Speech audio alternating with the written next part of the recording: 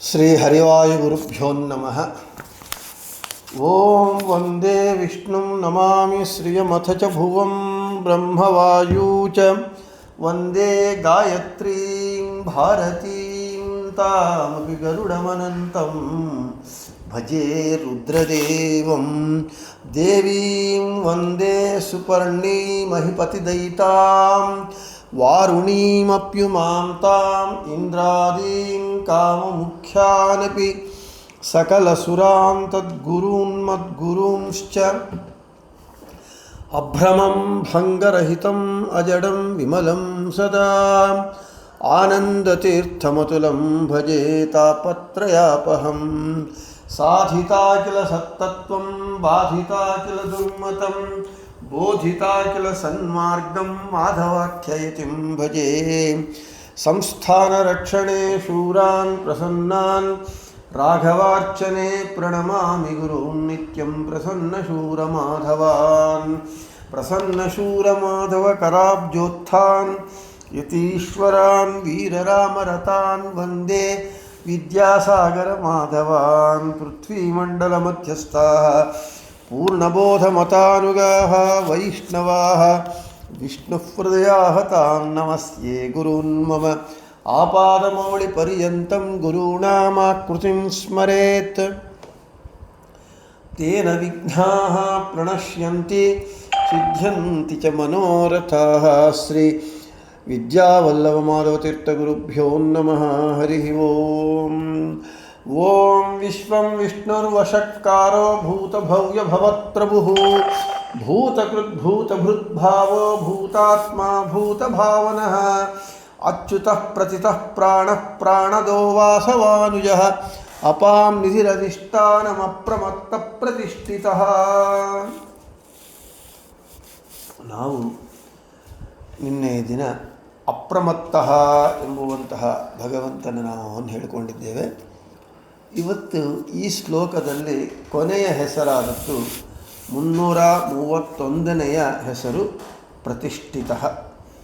ಸರಿಯಾಗಿ 100ನೇ ನಾಮ ನಮ್ಮ ಸ್ವಾಮಿಗಳು 230ನೇ ಹೆಸರು ಮಾಡಿ ಮುಗಿಸಿದ್ರು. ಆಮೇಲೆ ನಾನು ನಿವೃತ್ತಾತ್ಮ ಎಂಬುವನಿಂದ ಪ್ರಾರಂಭ ಮಾಡಿದ್ದೆ. ಸರಿಯಾಗಿ ಇವತ್ತಿಗೆ 100ನೇದು 331ನೆಯ ಹೆಸರು ಪ್ರತಿಷ್ಠಿತಃ ಅಂದರೆ 1 ಸೆಂಚುರಿ ಹೊಡೆದಿದ್ದೀವಿ. ಇನ್ನೂ ಹೊಡಿಬೇಕು, ಇನ್ನೂ 6.5 ಸೆಂಚುರಿ ಇದೆ. ನೋಡೋಣ ದೇವರು ಯಾವಾಗ ಮಾಡಿಸ್ತಾನೋ ಮಂಗಳ ನೋಡೋಣ. ನಾವಂತೂ ನಿಧಾನಕ್ಕೆ ಪಾಠ ಮುಗಿಸಬೇಕು, ಮಂಗಳ ಮಾಡಬೇಕು ಅಂತಲ್ಲದೆ ಜ್ಞಾನ ಸಂಪಾದನೆ ಮಾಡ್ಕೋಬೇಕು ಎಂಬ ದೃಷ್ಟಿಕೋನದಿಂದ ನಿಧಾನಕ್ಕೆ ಹೇಳ್ಕೊಳ್ಳೋಣ. ಭಗವಂತನ ಇಚ್ಛೆ ಯಾವಾಗ ಮಂಗಳವಾಗುತ್ತೋ ಪಾಠ ಅಲ್ಲಿಗಾಗ. ಸರಿ. ಪ್ರತಿಷ್ಠಿತಃ ಸ್ವಮಹಿಮ್ನಿ ಪ್ರತಿಷ್ಠತಿತ್ವಾತ್ ಪ್ರತಿಷ್ಠಿತಃ. ಭಗವಂತ ತಾನು ಮಹಾಪ್ರತಿಷ್ಠಿತನಾಗಿದ್ದಾನೆ, ಅಂದರೆ ಬಹಳ ಪ್ರಸಿದ್ಧನಾಗಿದ್ದಾನೆ, ಕೀರ್ತಿ ಲಬ್ಧ ಪ್ರತಿಷ್ಠನಾಗಿದ್ದಾನೆ.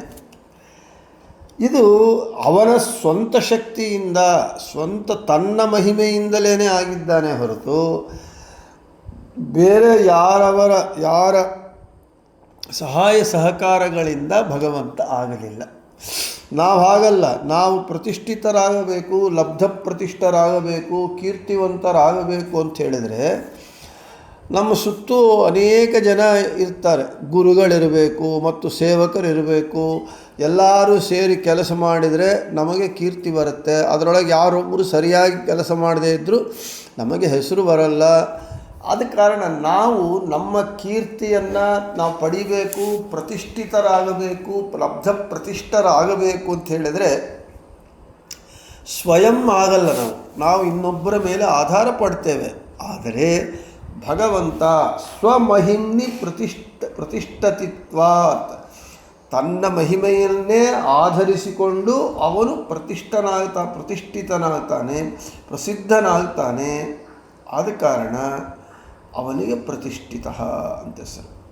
ಇನ್ನು ಐತರೇಯೋಪನಿಷತ್ತು, ಐತರೇಯೋಪನಿಷತ್ ಭಾಷ್ಯ ಹೀಗೆ ಹೇಳ್ತಾ ಇದೆ.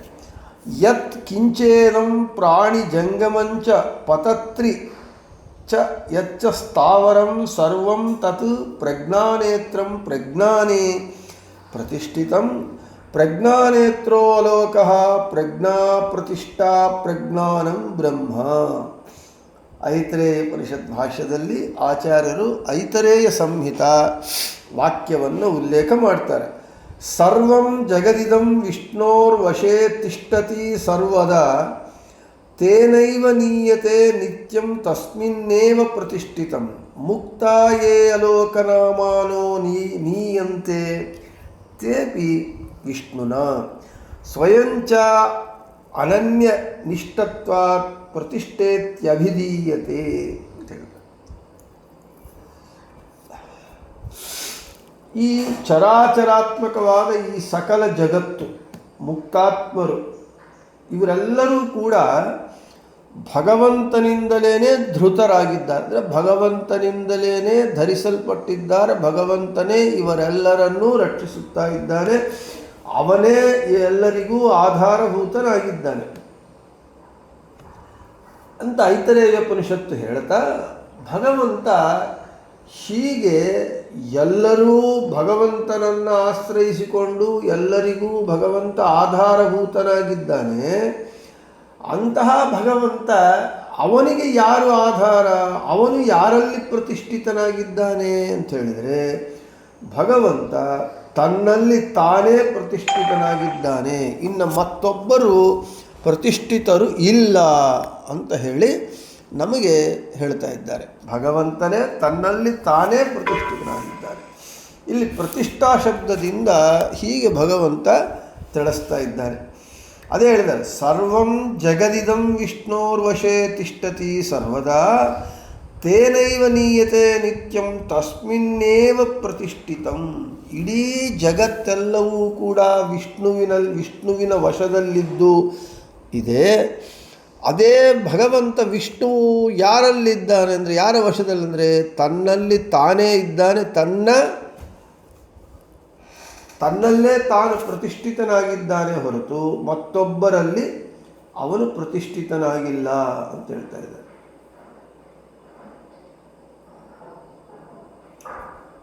ಇನ್ನು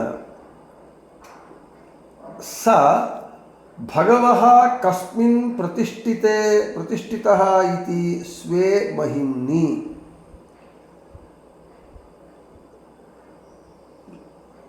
ಛಾಂದೋಗ್ಯೋಪನಿಷತ್ತಿನಲ್ಲಿ ಹೇಳ್ತಾ ಇದ್ದಾರೆ, ಭಗವಂತನು ಎಲ್ಲಿ ಪ್ರತಿಷ್ಠಿತನಾಗಿದ್ದಾನೆ ಅಂತ ನಾರದರು ಕೇಳಿದಾಗ, ಆಗ ಅವರು ಸನತ್ಕುಮಾರರು ಹೇಳ್ತಾರೆ, ಭಗವಂತನು ತನ್ನ ಮಹಿಮೆಯಲ್ಲೇ ಪ್ರತಿಷ್ಠಿತನಾಗಿದ್ದಾನೆ ಅಂತ ಹೇಳ್ತಾರೆ.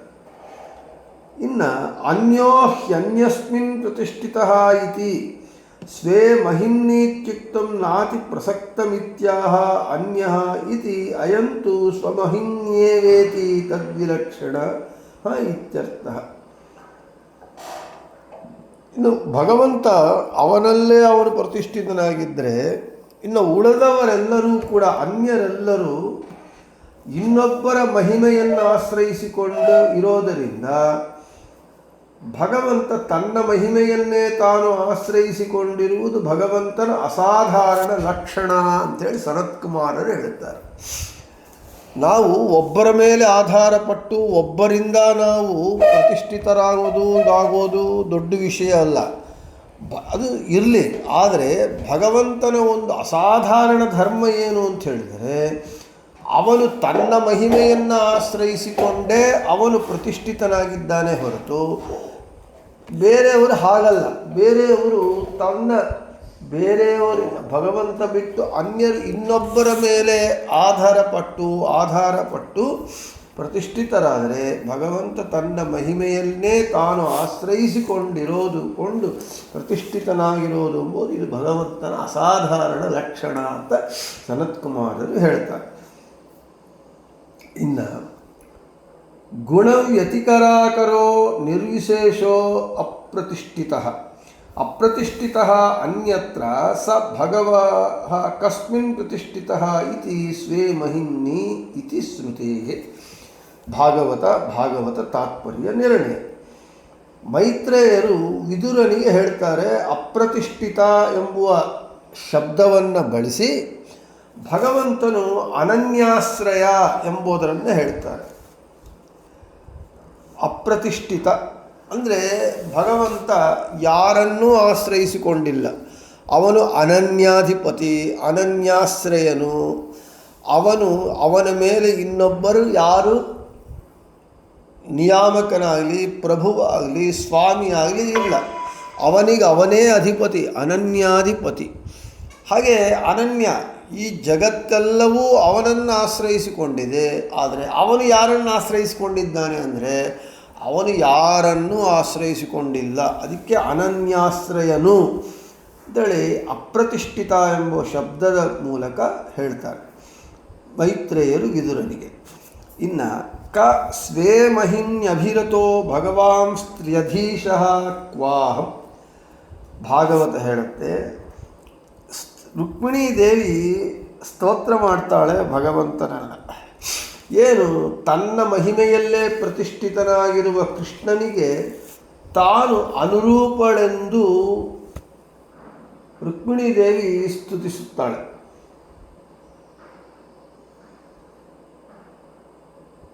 ತನ್ನ ಮಹಿಮೆಯಲ್ಲೇ ಪ್ರತಿಷ್ಠಿತನಾಗಿರುವ ಕೃಷ್ಣನಿಗೆ ಅನುರೂಪಳಲ್ಲ, ಅನನುರೂಪಳು.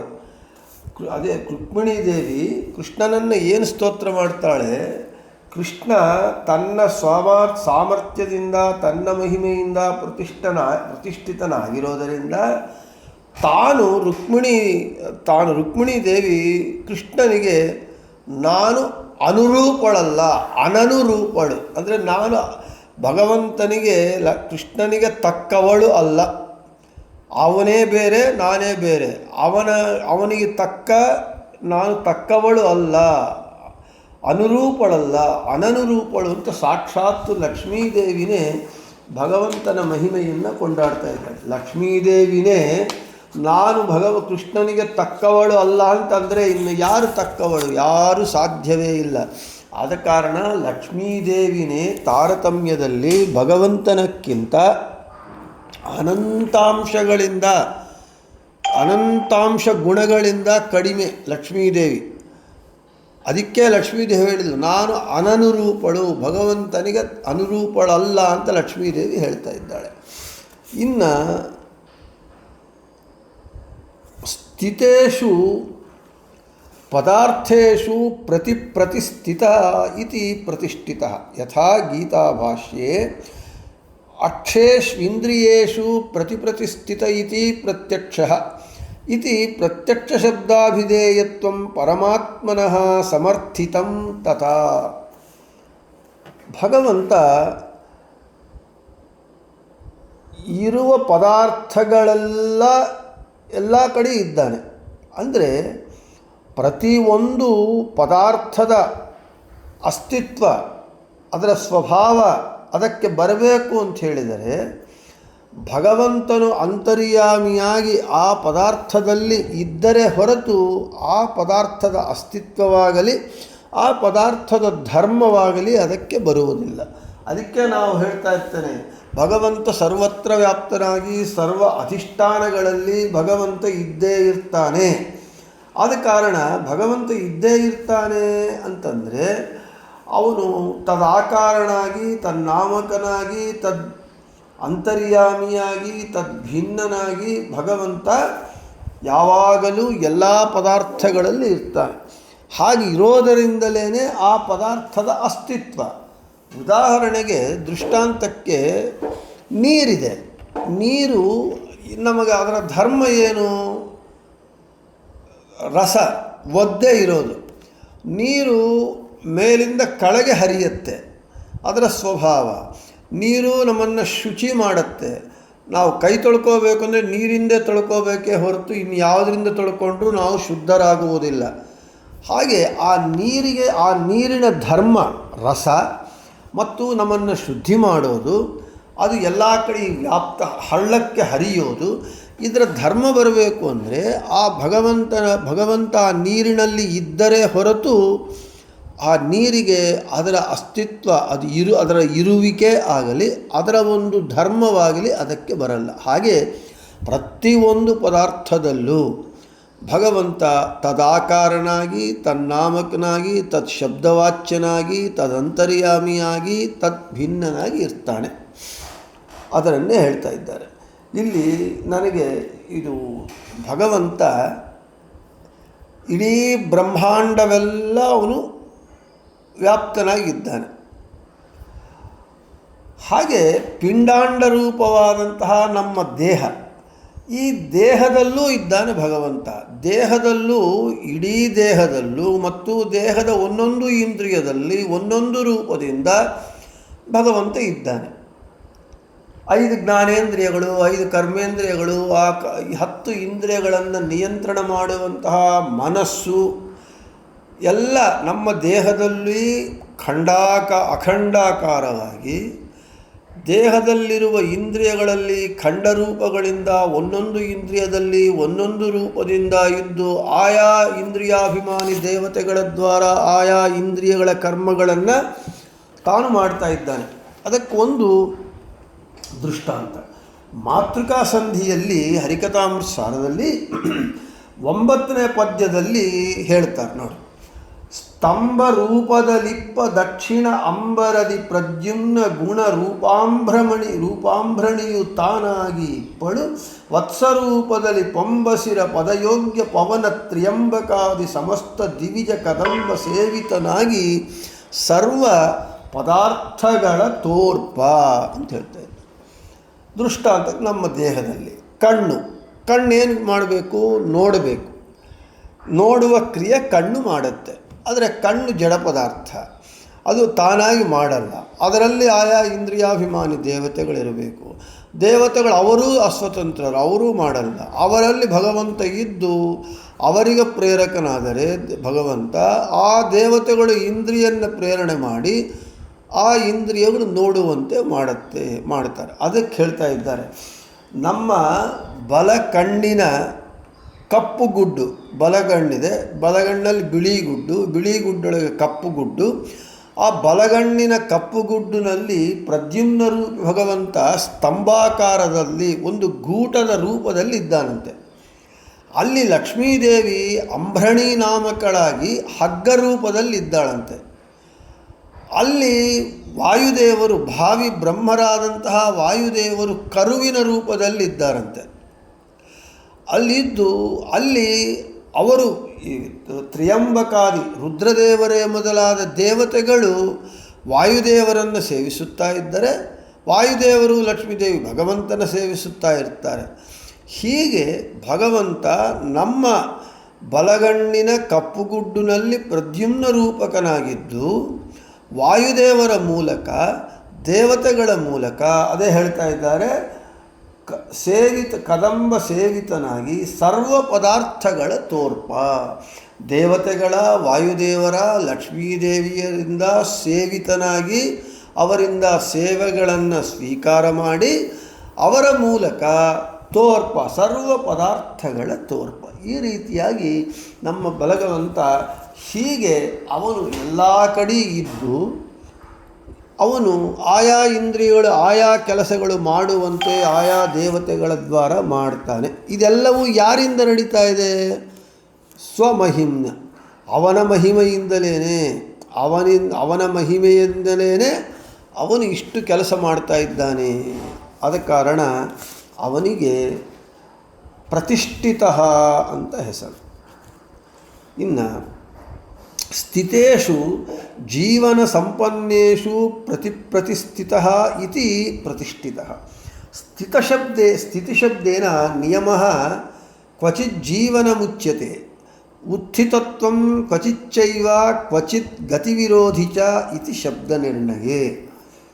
ಭಾಗವತ ತಾತ್ಪರ್ಯನಿರ್ಣಯದಲ್ಲಿ ಆಚಾರ್ಯರು ಉಲ್ಲೇಖ ಮಾಡ್ತಾರೆ. ಸ್ಥಿತಶಬ್ದಸ್ಯ ಜೀವನಾರ್ಥಕತ್ವಂ ನಿರೂಪ್ಯತೆ ಇತಿ ಸ್ಥಿತಶಬ್ದಸ್ಯ ಜೀವನ ಸಂಪನ್ನಾರ್ಥಕತ್ವಂ ಸಿದ್ಧತಿ. ಇಲ್ಲಿ ಜೀವ ಉಳ್ಳವುಗಳಲ್ಲೆಲ್ಲ ಇರುವನು, ಅಂದರೆ ಎಲ್ಲೆಲ್ಲಿ ಜೀವ ಅಂತ ಇದ್ದಾನೆ ಅಲ್ಲಲ್ಲೆಲ್ಲ ಭಗವಂತ ಇದ್ದಾನೆ ಮತ್ತು ಐತರೇಯ ಉಪನಿಷತ್ತು ಹೇಳ್ತಾ ಇದೆ ಏನಂತ, ಚಿತ್ರಂ ಪ್ರಾಣಭೃತ್ಸು ತ್ವೇವಾ ವಿಸ್ತರಾಮಾತ್ಮ ತೇಷು ಹಿ ರಸೋಪಿ ದೃಶ್ಯತೆ ನ ಚಿತ್ತಮಿತರೇಷು. ಇನ್ನು ಭಾಷ್ಯದಲ್ಲಿ ಐತರೇಯ ಉಪನಿಷತ್ ಭಾಷ್ಯದಲ್ಲಿ ಆಚಾರ್ಯ ಹೇಳ್ತಾರೆ, ವಿಷ್ಣೋರ್ಯದ್ ವಿಶೇಷಾವೇಶನಂ ಸದಾ ಜಂಗಮೇಶು ಚ ವೃಕ್ಷೇಶು ನೈವ ತಾದೃಕ್ ಶಿಲಾದಿಷು ತಸ್ಮಾದ್ ವೃಕ್ಷಾದಿಷು ರಸಶ್ಚಿತ್ತಂ ಚಲನವತ್ಸು ಚ ದೃಶ್ಯತೆ ನ ಶಿಲಾದ್ಯೇಷು. ಭಗವಂತ ಜೀವರಲ್ಲಿ ಎಲ್ಲೆಲ್ಲಿ ಜೀವರಿದ್ದಾರೆ, ಪ್ರಾಣಿಗಳಿದೆ, ಚೇತನವಿದೆ, ಅಲ್ಲೆಲ್ಲ ಇದ್ದಾನೆ ಭಗವಂತ ಅಂತ ಹೇಳಿದರೆ, ಉಪನಿಷತ್ ಭಾಷ್ಯ ಏನು ಹೇಳುತ್ತೆ, ಭಗವಂತ ಎಲ್ಲ ಪದಾರ್ಥಗಳಲ್ಲಿ ಇದ್ದಾನೆ ಹೌದು, ಆದರೆ ಜೀವಿಸುವ ಜೀವಿಗಳಲ್ಲಿ ವಿಶೇಷವಾಗಿರ್ತಾನಂತೆ. ಆದ್ದರಿಂದಲೇ ಪ್ರಾಣಿಗಳಲ್ಲಿ ಚಿತ್ತವು ವಿಶೇಷವಾಗಿರುತ್ತೆ. ಹೌದು, ನಮಗೆ ಪದಾರ್ಥಗಳಲ್ಲಿ ಜಡ ಪದಾರ್ಥಗಳಲ್ಲಿ ಇರ್ತಾನೆ ಭಗವಂತ, ಆದರೆ ಜೀವರಲ್ಲಿ, ಪ್ರಾಣ ಇರುವ ಜೀವರಲ್ಲಿ, ಚೇತನ ಪದಾರ್ಥಗಳಲ್ಲಿ ಭಗವಂತ ವಿಶೇಷವಾಗಿರ್ತಾನೆ ಅಂತ ಐತರೇಯ ಉಪನಿಷತ್ತು ಹೇಳ್ತಾ ಇದೆ. ಇನ್ನು ಸ್ಥಿತಿಶಬ್ದೇನ ನಿಯಮಃ ಕ್ವಚಿತ್ ಉಚ್ಯತೆ ಇತಿ ಶಬ್ದ ನಿರ್ಣಯಾನುಸಾರೇಣ ಸ್ಥಿತಿ ನಿಯಮಃ ತತ್ ಸಂಪನ್ನಾಃ ಸ್ಥಿತಾಃ ತೇಷು ಪ್ರತಿಷ್ಠಿತಃ ಇತಿ ಪ್ರತಿಷ್ಠಿತಃ. ನಿಯಮ ಸಂಪನ್ನರಲ್ಲಿ ವಿಶೇಷವಾಗಿರ್ತಾನಂತೆ. ನಿಯಮ ಅಂದರೆ ಏನು? ಆಚಾರ ವಿಚಾರವನ್ನು ಮಾಡಿಕೊಂಡು ಒಂದು ಶಿಸ್ತುಬದ್ಧವಾಗಿ, very strict disciplined life. Disciplined life ಅಂದರೆ ಏನು? ಬೆಳಗ್ಗೆ 5 ಗಂಟೆಗೆ ಎದ್ದೆ, ಜಿಮ್ಮಿಗೆ ಹೋದೆ, ಜಾಗಿಂಗ್ ಮಾಡಿದೆ, ಕರೆಕ್ಟಾಗಿ ಈ ಟೈಮಿಗೆ ಕಾಫಿ ಕುಡಿದೆ, ಈ ಟೈಮಿಗೆ ತಿಂಡಿ ತಿಂದೆ, ಈ ಟೈಮಿಗೆ ತಿಂದೆ, ಮಲಗಿದೆ ಅಂತಲ್ಲ. ಅದು ಒಂದು ಶಿಸ್ತು. ಲೌಕಿಕವಾದ ಬಾಡಿ ಕಾನ್ಷಿಯಸ್ಗೆ, ಬಾಡಿ ಹೆಲ್ತಿಗೆ ಅದೊಂದು ಶಿಸ್ತಾದರೆ, ನಿಯಮ ಅಂದರೆ ಏನು?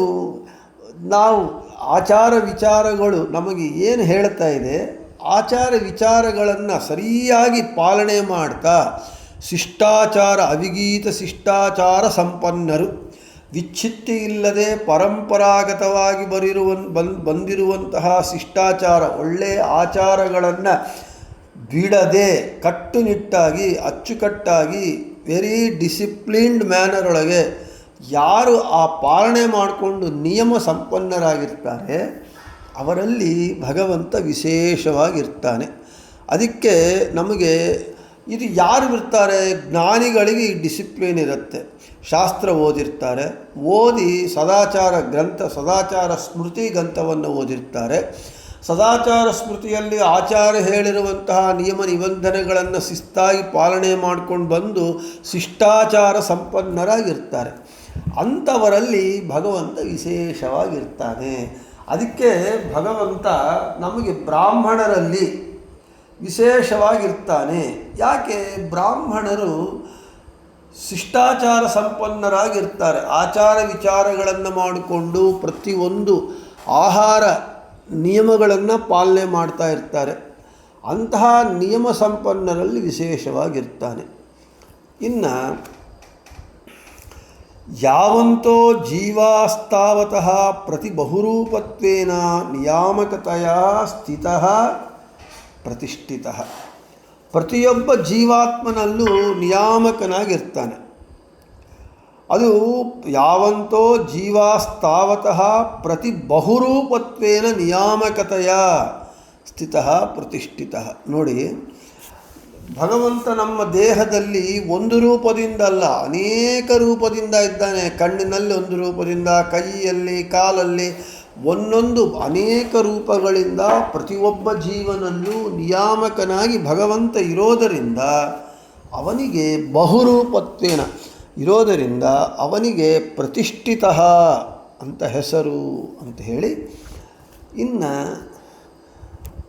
ಜಿಜ್ಞಾಸೆ, ಸ್ವೇ ಮಹಿಮ್ನಿ ಪ್ರತಿಷ್ಠಿತ ಎಂಬ ಶ್ರುತಿ ಭಗವಂತನು ಸ್ವತಂತ್ರನಾಗಿದ್ದಾನೆ, ಅವನು ಸ್ವತಂತ್ರ ಎಂದು ನಮಗೆ ಗೊತ್ತಾಗ್ತಾ ಇದೆ ಆ ಶ್ರುತಿಯಿಂದ. ಆದರೆ ಭಗವಂತ ಒಬ್ಬನೇ ಸ್ವತಂತ್ರ, ಇನ್ನು ಯಾರೂ ಸ್ವತಂತ್ರರಲ್ಲ ಅಂತ ಹೇಳಬಹುದೇನು ಅಂತಂದರೆ ಹೇಳಬಾರದು ಅಂತ ಪೂರ್ವಪಕ್ಷ. ಯಾಕೆ? ಇತರ ಜೀವರಿಗೂ ಭಗವಂತ ಜೀವರಿಗೂ ಕೂಡ ದತ್ತ ಸ್ವಾತಂತ್ರ್ಯವಿದೆ, ಜೀವರಿಗೂ ದತ್ತ ಸ್ವಾತಂತ್ರ್ಯ ಇದೆ ಎಂದು ವಿಷ್ಣು ರಹಸ್ಯ ಪುರಾಣ ಹೇಳ್ತಾ ಇದೆ. ಹಾಗಾಗಿ ಜೀವರು ಕೂಡ ಭಗವಂತನಿಂದ ದತ್ತವಾದ ಸ್ವಾತಂತ್ರ್ಯವುಳ್ಳವರಾದ್ದರಿಂದ ಭಗವಂತ ಮಾತ್ರ ಸ್ವಾತಂತ್ರ್ಯವುಳ್ಳವನು ಎಂದು ಹೇಳುವುದು ಹೇಗೆ ಅಂತ ಪ್ರಶ್ನೆ. ಆದರೆ ಹೆಸರೇ ದತ್ತ ಸ್ವಾತಂತ್ರ್ಯ. ಸ್ವಾತಂತ್ರ್ಯ ಅಂತಂದರೆ ಏನು? ಸ್ವತಂತ್ರ. ಸ್ವತಂತ್ರ ಅಂದರೆ ಸ್ವತಂತ್ರ, ನನ್ನ ಇಚ್ಛೆ, ನನ್ನ ಇಷ್ಟಾನುಸಾರ. ಸ್ವತಂತ್ರ ಎಂಬ ಶಬ್ದವೇ ಒಬ್ಬರು ಕೊಟ್ಟರೆ ತಗೊಳ್ಳೋದಲ್ಲ, ಅದು ನಮಗೆ ನಾವು ಸ್ವತಂತ್ರವಾಗಿದ್ದೇನೆ ಅಂದರೆ ಯಾರ ಹಂಗೂ ಇಲ್ಲ, ಯಾರ ಡಿಪೆಂಡೆನ್ಸಿ ಇಲ್ಲ. ಐ ಆಮ್ ಕ್ವೈಟ್ ಇಂಡಿಪೆಂಡೆಂಟ್ ಅಂತ ಹೇಳ್ತೇವೆ. ಸ್ವತಂತ್ರ ಎಂಬುದು ಒಬ್ಬರು ಕೊಟ್ಟರೆ ಬರೋದಲ್ಲ. ಆದರೆ ಇದು ಹೆಸರೇ ದತ್ತ ಸ್ವಾತಂತ್ರ್ಯ, ಪರಮಾತ್ಮನಿಂದ ಕೊಡಲ್ಪಟ್ಟ ಸ್ವಾತಂತ್ರ್ಯ. ಅರ್ಥಾತ್ ಏನಾಯಿತು? ನಮಗೆ ಭಗವಂತ ಸ್ವತಂತ್ರ, ಅವನು ನಮಗೆ ಸ್ವಾತಂತ್ರ್ಯವನ್ನು ಕೊಟ್ಟಿದ್ದಾನೆ. ಅರ್ಥಾತ್ ಏನು? ಸ್ವತಂತ್ರ ಎಂಬುದು ನಮ್ಮದು ಸ್ವ ಇಚ್ಛೆ, ಸ್ವೇಚ್ಛೆ ಅಂತ ಹೇಳ್ತೀವಿ. ಅಂದರೆ ನನ್ನ ಇಚ್ಛೆ, ಸ್ವ ಇಚ್ಛೆ, ನನ್ನ ಇಚ್ಛೆ, ಬೇರೆಯವ್ರಿಗೆ ಸಂಬಂಧ ಇಲ್ಲ.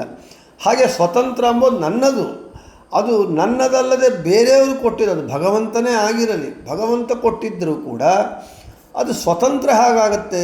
ಹೆಸರೇ ದತ್ತ ಸ್ವಾತಂತ್ರ್ಯ.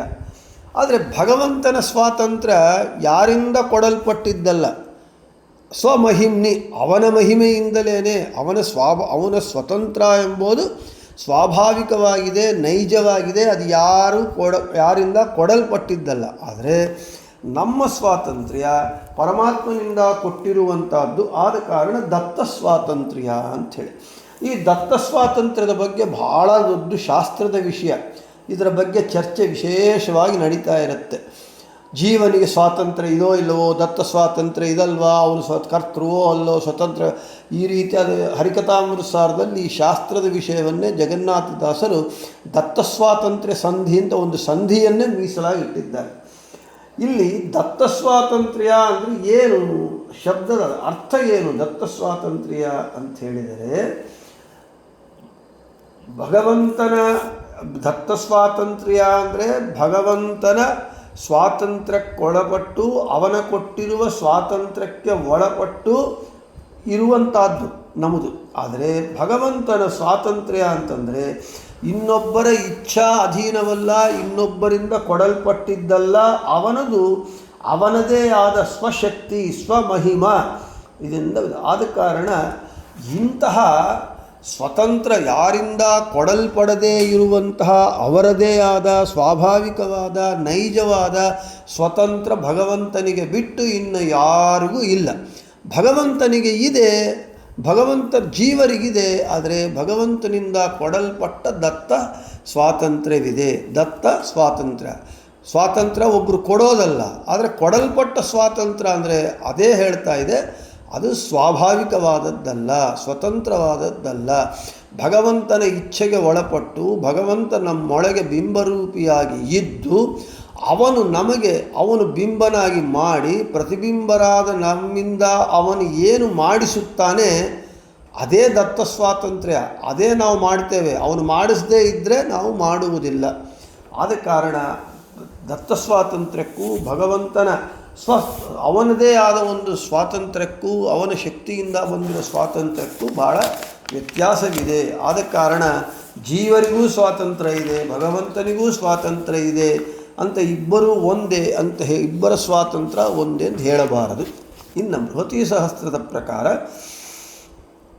ಓಂ ಪ್ರತಿಷ್ಠಿತಾಯ ನಮಃ. ಓಂ ಗೋಮತೀಂ ಉತ ಪ್ರಜಾಂ ಸುವೀರ್ಯಂ ಉತ ತ್ಯಜಾಶ್ವಸ್ಯಂ ಯದೀಂದ್ರ ನಾಹುಷೀಶ್ವ ಉಗ್ರೇ ವಿಕ್ಷು ಪ್ರದೀದಯತ್ ಅಭಿವ್ರಜಂ ನ.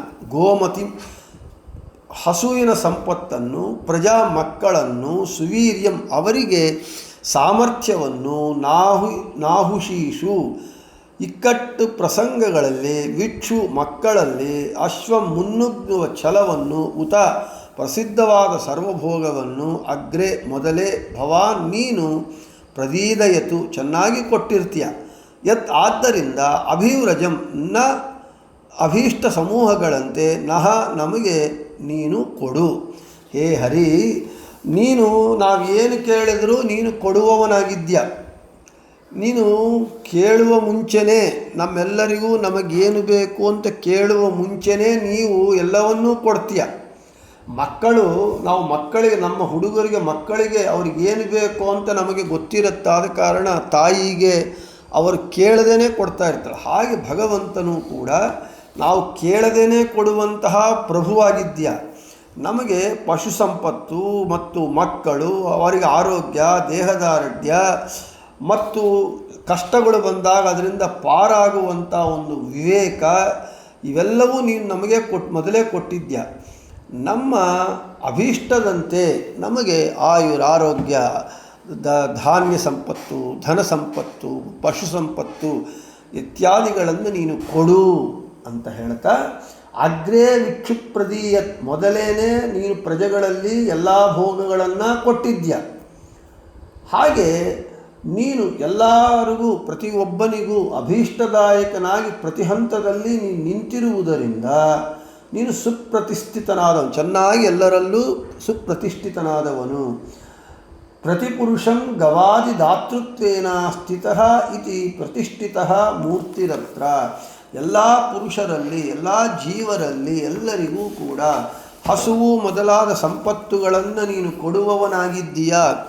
ಹಾಗೆ ಇದ್ದೀಯಾದ ಕಾರಣ ನೀನು ಪ್ರತಿಷ್ಠಿತ ಅಂತ ನಿಮಗೆ ಹೆಸರು ಅಂತ ಹೇಳಿದಲ್ಲಿ, ಇವತ್ತು ಪ್ರತಿಷ್ಠಿತ ನಾಮವನ್ನು ಮುಗಿಸಿ ನಾಳೆ ದ್ವಾದಶಿ ಪಾಠ ಇರಲ್ಲ.